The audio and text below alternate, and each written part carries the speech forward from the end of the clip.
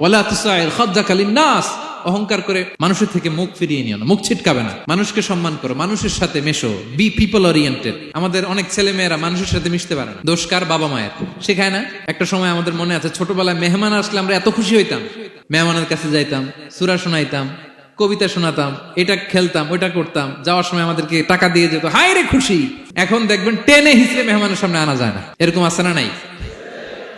অনেক ফ্যামিলিতে এরকম আছে যে তারা সারাদিন ডিভাইস নিয়ে, এই ডিভাইস আসক্তি এত মারাত্মক পর্যায়ে পৌঁছেছে যে তারা মানুষের সাথে মিশতে পারে না। এই পাবলিক ওরিয়েন্টেশনটা অনেকের নাই, পিপল ওরিয়েন্টেশন নাই।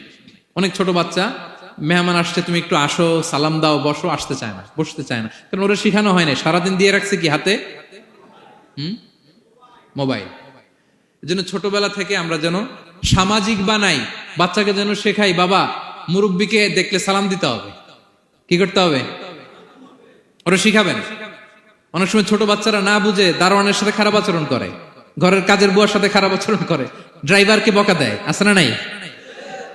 ভদ্রতা, ডিসেন্ট ম্যানার আপনি শিখান নাই, তো শিখবে কোত্থেকে? এই জন্য শুরুতেই বললাম যে গরুর পেট থেকে বেরোলে গরু হয়, কিন্তু মানুষের পেট থেকে বেরোলেই ওটা মানুষ হয় না। ওটারে মানুষ বানাতে হয় দিনের পর দিন, মাসের পর মাস, টিউনিং করে, পলিশিং করে, গাইড করে করে মানুষের মতো মানুষ বানাতে হয়।